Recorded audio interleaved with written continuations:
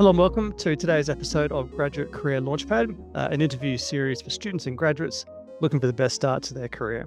I'm Simon Gibson, Graduate Recruitment Director at Prospal, and I'm delighted to be joined by Jess Woods, Early Careers Talent Attraction and Acquisition Coordinator from New Zealand.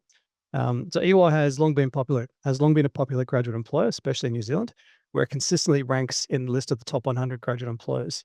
So today, Jess and I will be diving into what makes EY stand out, how students can succeed in the hiring process, and much, much more. Jess, thanks very much for joining us today. It's a pleasure to have you as our first interviewee for this podcast series, which is really, really exciting. And thanks very much for your time. Looking forward to getting into it. Thanks for having me. No worries at all. So first of all, Jess, can you just tell us a bit about your role? It is quite a mouthful, Early Careers Talent Attraction and Acquisition Coordinator. What does that mean? What do you do? Essentially, early careers for us refers to graduates and interns. And the coordinator part of that is sort of assisting our recruiters, our service lines in that attraction. So finding graduates and interns and making sure people are aware of us at EY.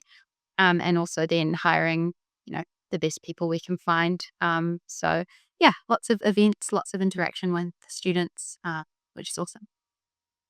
Fantastic. And from a student's perspective, what sets EY New Zealand apart as an employer, especially for grads and interns?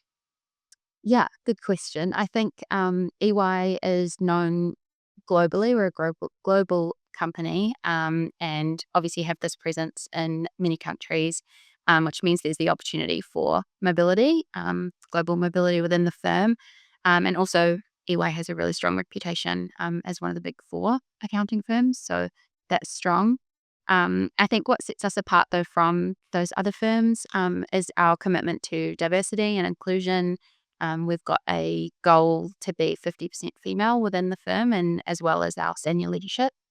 We also have micro credentials that you can get when you're part of EY, like your EY Tech MBA or EY Tax Diploma. So lots of learning and development opportunities within the firm. Okay, fantastic. That's amazing. For the micro credential piece, is that open to people as soon as they start as a graduate or once they start with the business? Yeah, yeah. As soon as you start, and we've also got like smaller pieces, which we call badges, which anyone can undertake. Sort of like you can pick ones out of interest, or you can pick ones that you think might help with your development. That are also little, tangible things that you can acquire as well. Oh, cool, very cool. And if you're going to, I guess more to the recruitment side of things, what do you look for in a candidate? Definitely, I think a big one is attitude. So we're looking for people who are coachable and adaptable and open to learning, as well as being resilient, because we know, especially hiring grads and interns, it's often, your first role, first time in the corporate world. So things can be different, might not always run the way that you're used to. So that resilience piece is huge. And some of our values at EY are around integrity, respect, teaming, like enthusiasm and courage. So these are all things that I know they can be hard to demonstrate during a recruitment process, but things that we do look for in a candidate. Okay, fantastic. On the flip side of that, are there any red flags or sort of common mistakes you've seen grads make, throughout a recruitment process? I would say recently, sort of red flags would be around the use of AI, which we're not discouraging from using AI to assist you in the process because it's an amazing tool. But I think the red flags come when it's being taken straight from AI or, not kind of twisting it and putting your own spin on it. And yeah, sometimes you'll see the little insert organization here left in the response, and that's quite a clear red flag. Yeah. Yeah. Yeah, absolutely. I think one thing I've seen a bit is, and more from a spelling point of view. So if they are, say organisation, they'll use a Z instead of an S. And obviously from an Australian perspective, we would typically use an S. And for me, that goes like, has this been generated by AI? You probably see those types of things as well if there's a written response or in someone's documentation. Okay, Exactly. so on the recruitment piece again, can you walk us through what a typical recruitment process looks like for a candidate? Yep. At EY, we have the initial application, which will ask for your CV. We don't ask for a cover letter, so just CV and your transcript, and it can be unofficial if you're still studying. Um, From there, you will be sent a survey, which is like what teams you're interested in, so we can get an idea of where you prefer to be placed, as well as a motivation response. From there, it will be over to an interview. So this will be an interview with people from the team in person, approximately like 45 minutes long. And it will be a behavioral based interview. So no technical questions. It will just be, tell us about a time when, those sorts of things. And also questions around like your motivation, career motivations, what you would like to do in 5 years, 10 years. As well as at the end having an opportunity to ask questions back to the interviewers, which we think is a great opportunity to get to know the company a bit more, get to know the people, and what a day in the life might look like. So no, no online assessments, no pre-recorded video interviews, things on those lines. Again, which you sort of typically see in larger recruitment processes. We do have one assessment, not it's not a psychometric assessment. It's more of like a job simulation. So yeah, kind of to give candidates a feel of what the role might entail, and what sorts of things you might be doing as a graduate. And there is one video interview question, but very short, nothing technical. It's more like a tell us about yourself question. Okay, cool. So how long do you think it sort of roughly takes someone to complete an application if they'll just sort of go start to finish in one sitting? I, I would say the initial application form, like 10 minutes, if you've got your CV and everything written, very short. The job simulation part isn't timed, so you can take as long as you want. We just advise to get it done within 48 hours. But if you were to sit down and do it start to finish, probably like no more than 30 minutes. Yeah. Okay. So not too long at all. And you mentioned the interviews. Is that a part of a broader assessment center process, or are they individual interviews? If I'm a candidate, do I expect to see lots of other people, or just me and someone from EY? For us, it depends on the service line that you're applying for. Some service lines or most service lines do just interviews with yourself only and two interviewers from the team. But some of our bigger service lines, like consulting, for example, do assessment centers where there will be that group assessment kind of element to it as well. Okay, cool. Are you involved in that process? Yeah. Yeah. Okay. So if I was a grad or an intern, I might expect to see you there on the day. Yes. Typically, I'm the person calling and inviting you, so I'll speak to you on the phone and then see you on the day. Yeah. Okay. Cool. And this one's not in our script, but I feel like I might ask it anyway. What sort of application numbers do you get roughly in New Zealand? This year was huge. Around in total, we have usually we have like two campaigns, so a larger one in March and like a smaller one in July. And across both of them, we had over 4,000 applications this year, which was huge and yeah, more than last year for sure. So grad and back, or was that just grads? Great and back, yeah. Grad and back. Okay. And roughly how many roles? Don't know if I'm allowed to say that. That's okay. No, that's all right. No, I thought, and sometimes I find it useful if people understand, that again, that we're sort of talking about ratio, but again, it's a competitive process, right? So you have to put your best foot forward, make sure your documentation's all in check, things along those lines. Yeah. Okay. Awesome. Um, let's sort of fast forward past the recruitment piece and more about onboarding. What does onboarding look like, for the process for a new grad? Well, at EY, we have a keep in touch program, which is, or we think is very important. Obviously, if you're applying for a grad role, sometimes it can be a year in advance from when you'll actually start with us. So that keep in touch program is a team of people within the talent team who reach out at regular kind of touch points, monthly. Reach out. We run events like post offer celebration parties, different sort of events to keep you engaged within that time. And we also, onboarding once you've started with us, we have quite a thorough induction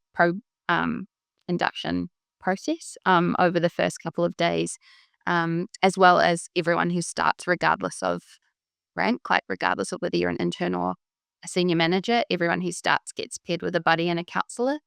So a buddy is someone who has done their role before, might be like a grad from the previous year who can help, be that person for any silly questions you think you've got, or, that support person. And then your counselor is someone who's like a non-biased kind of career champion, someone who's usually outside of your immediate team, who's there to help you with, feedback and your development and career progression. So nice structured program, nice structured induction. It really helped that transition from student into professional into the professional workplace. Yeah. That's really nice. And sorry, you might have mentioned, is that all done in person? Mostly in person. Yep. Yeah, lots of the touch points between like the time that you accept an offer and the time you start with us is kind of online, but still in person pieces as well. Yeah. Okay. Cool. And I think that's the keep one place is really important. As I say, if you're running a campaign in March or April and someone at the start to the following February, March, there's a long time in between receiving an offer and actually starting. So that's great. You've got those touch points there to make sure they're really aware that the job's still there and they're still very much part of the business when they come in the door. Yeah. Excellent.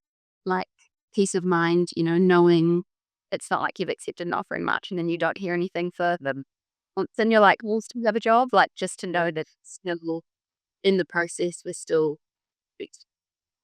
Yeah. Okay. Absolutely. Jess, you mentioned earlier on about AI, and so I've got a question on that one.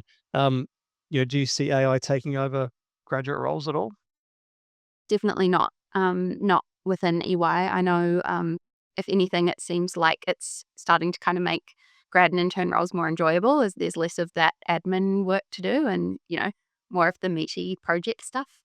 Um, but I think also, as we know, AI doesn't have that people aspect, and lots of our work is client facing work. So it's important to have, people that can show empathy and communicate and have like the ability to champion people, which AI can't do for us. So definitely not taking over great roles. Okay. Do you or does the business put an emphasis on people having AI skills or the ability to work with AI? Yes. Yeah. I think since it's still very new, it's, quite impressive to us if someone is quite well versed or, um, is quite knowledgeable about AI, if they can talk to us about it, how they use it in their spare time or how they use it at university, is really impressive. And within the business, we sort of have our own AI we call EYQ, which is like our own one, so nothing gets out. But that's also still a work in progress that everyone's encouraged to learn, and yeah, pick up those skills. Okay, fantastic. Um, I'm gonna and I'll go edit this piece in. Just gonna go back to the like the onboarding piece. Um, so the original question was, tell us more about the onboarding process when you grads. Um, is there a structured graduate program with rotations or mentorship? Yes, structured graduate program for 12 months, and then roll off after that. So it's still like in full time employment, but just no longer classed as a graduate. Depending on the service line and the location is depends on whether you'll be doing rotations. I know our tax team in Auckland rotate, so grads will do 6 months in one team. They'll have a primary team and a secondary team. So the primary one is the one that they're with, day to day, but the secondary one they can sit in on the meetings and get some knowledge of that subservice line as well. Um, and then after 6 months they'll rotate, and then after both of their rotations have wrapped up, they put forward their preference to us, to, remain in that team following the end of the grad program. So yeah, some service lines don't rotate, some do. Okay, fantastic. And if I'm a new grad, how would I go about building sort of building my networks within EY? Great question. I think the obvious answer is getting a LinkedIn. Starting, just have a LinkedIn profile. Even you don't have to be posting, but if you've just got a profile, go along to campus events. Employers will come, to campus for expos or different club events. So go along to those if you can and ask if you can connect with people on LinkedIn from there. Um, yeah, just having those connections. I think you don't need to connect with someone on LinkedIn and have a conversation or have to ask for something, but just to have that connection, for future. And yeah, I think the events are definitely the biggest thing where we try to get out to a lot. So it's good to have people come along and engage. Okay, fantastic. Some good advice. Any more advice? So anyone sort of early in their degree or early in that that process of looking for what that next stage might be once they finish university, basically preparing for their first professional role? Any advice you'd give students who are watching this? I can plug at EY, we have a program for first year students called Career Compass program, which is designed to kind of equip those first year students with the skills to interview and to network and go into the corporate world if that's what they wish to do. Um, so that's open to first year students. But also, I think, regardless of that, just you don't need to know what you want to do. And there's no harm in, going to events and talking to people from all different industries or all different companies. And you know, get to be picky because it will be your place of work. So talk to as many people as you can, network, even though it can be intimidating. Us recruiters want to speak to you. So yeah, just get out as much as you can and take those opportunities to network. Fantastic. And what's one piece of advice you wish you'd received as a new grad or starting your career? I think I wish that I knew that it was okay to talk about things outside of university and work Okay. experience. Things like your interests or your hobbies, extracurricular activities, I think tell us a lot about your values or like who you are as a person. And that can be the thing that sets you apart. If you are an avid sports player, you're training twice a week, playing a game on the weekends, or you play an instrument, or you're volunteering all the time. These are things that I think sometimes grads think I won't speak about that because it's not a university example.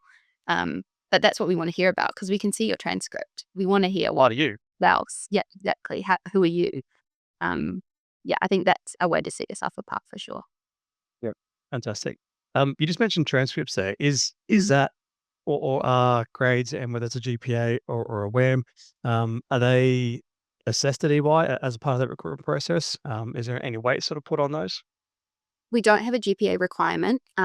Most often, the transcripts are looked at to see if you've done like specific papers that would relate to the specific teams.